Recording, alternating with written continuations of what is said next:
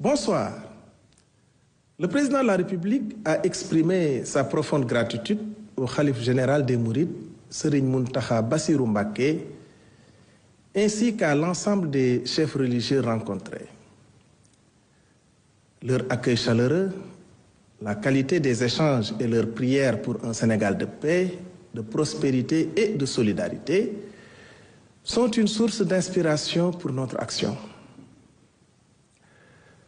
3 sujets majeurs ont rythmé la communication du chef de l'État.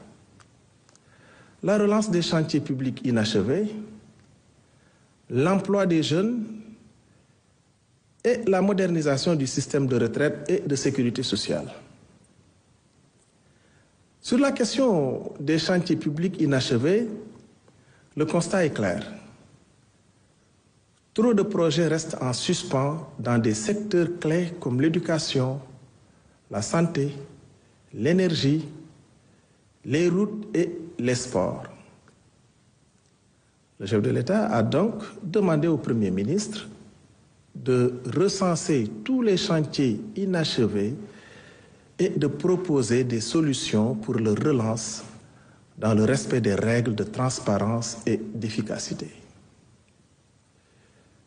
Il est également urgent de faire le point sur les programmes comme le PUDC, Promoville, le PNDL et le PUMA, afin de renforcer leur impact sur les territoires. Enfin, une réflexion est engagée pour optimiser le rôle des agences publiques comme l'ACBEP, l'AGETIP et l'ADM, afin qu'elles soient plus efficaces dans la réalisation des infrastructures essentielles.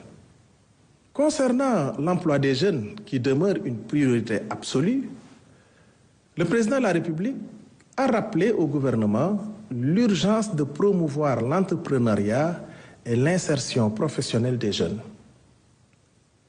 Une nouvelle politique nationale de l'emploi doit être finalisée avant fin avril 2025.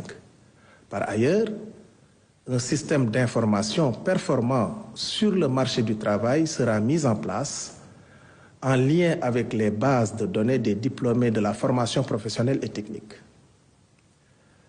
Le gouvernement veillera également à harmoniser les actions des structures publiques dédiées à l'emploi des jeunes.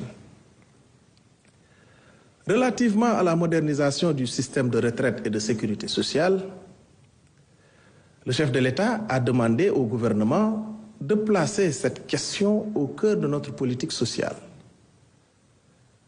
Un code unique de sécurité sociale sera finalisé en concertation avec les partenaires sociaux afin d'améliorer la gouvernance des institutions de prévoyance. En parallèle, une attention particulière sera portée à la viabilité financière du Fonds national de retraite et à la revalorisation des pensions les plus faibles.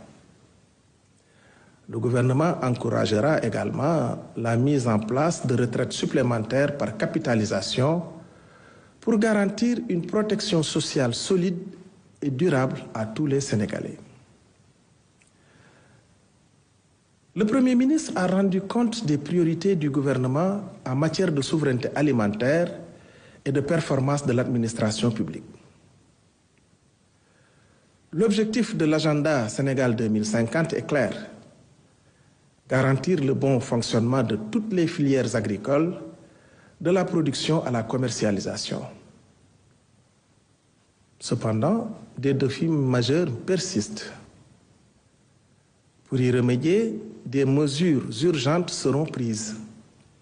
Une réunion est prévue avec les ministres de l'Agriculture, des Finances et du Commerce afin de proposer des solutions concrètes d'ici le 25 mars 2025. De plus, un cadre de concertation interministérielle sera mis en place pour structurer durablement la commercialisation des produits agricoles. Par ailleurs, la performance de notre administration publique est essentielle pour atteindre nos objectifs nationaux. Nous devons renforcer l'évaluation individuelle des agents publics et moderniser notre administration pour qu'elle soit à la hauteur des ambitions de notre pays. Enfin, le Premier ministre souligne l'importance de l'entretien de nos villes. Le non-respect des obligations de ravalement des façades est un problème qui doit être traité rapidement. Le ministre de l'Urbanisme devra lui soumettre des propositions concrètes dans les 8 jours. Je vous remercie de votre attention et vous souhaite une excellente soirée.